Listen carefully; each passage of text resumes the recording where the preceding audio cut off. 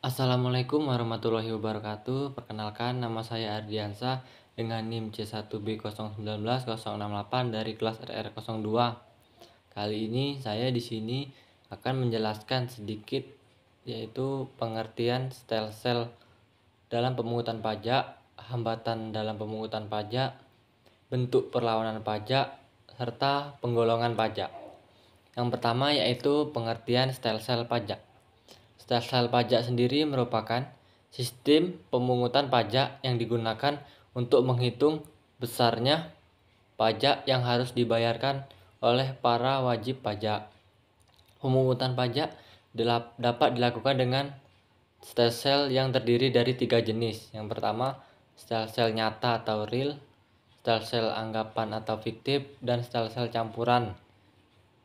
Yang pertama, stelsel nyata atau real merupakan salah satu jenis pemungutan pajak yang didasarkan pada objek atau penghasilan yang diperoleh sesungguhnya, dalam arti penghasilan nyata untuk pajak penghasilan. Yang kedua, stelsel anggapan. Jenis pemungutan pajak ini yang didasarkan pada anggapan yang diatur oleh suatu undang-undang anggapan. Yang dimaksud di sini dapat bermacam-macam jalan pikirannya, tergantung pada peraturan perpajakan yang berlaku. Dengan demikian, stelsel ini menerapkan sistem pemungutan pajak di depan.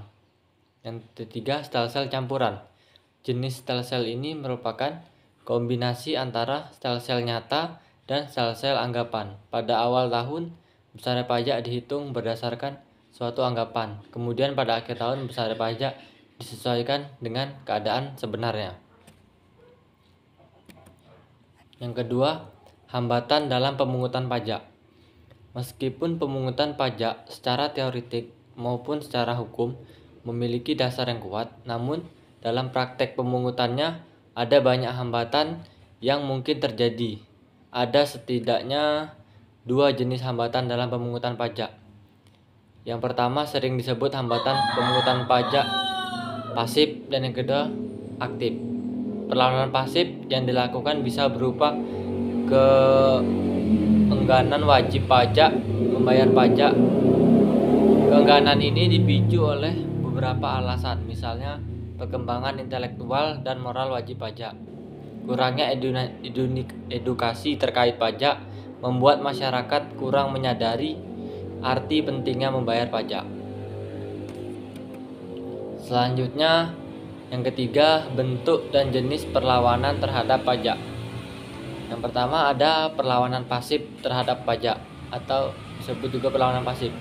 Perlawanan pasif terdiri dari hambatan-hambatan yang mempersukar pemungutan pajak dan yang erat hubungannya dengan struktur ekonomi suatu negara, dengan perkembangan intelektual dan moral penduduk, dan dengan teknik pemungutan pajak itu sendiri. Yang kedua, perlawanan aktif terhadap pajak. Perlawanan aktif meliputi semua usaha perbuatan yang secara langsung ditujukan terhadap fiskus dan bertujuan untuk menghindari pajak. Di antaranya dapat dibedakan dengan cara-cara sebagai berikut. Menghindarkan diri dari pajak. Menghindari pajak yang merupakan gejala biasa pada pajak-pajak atas penggunaan. Biasanya dilakukan dengan penahanan diri atau orang yang mengurangi atau menekan konsumsinya dalam barang-barang yang dapat dikenakan pajak. Yang keempat, penggolongan pajak.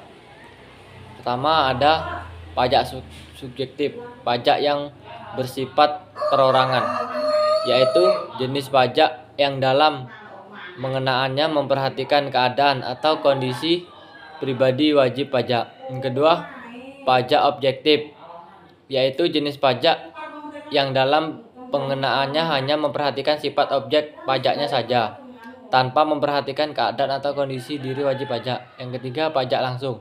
Jenis pajak langsung adalah pajak yang bebannya harus ditanggung sendiri oleh wajib pajak yang bersangkutan dan tidak dapat dilakukan kepada pihak lain. Terakhir, pajak tidak langsung. Jenis pajak langsung adalah pajak yang bebannya dapat dilakukan digeser kepada pihak lain. Dengan kata lain, pembayarannya diwakilkan kepada pihak lain.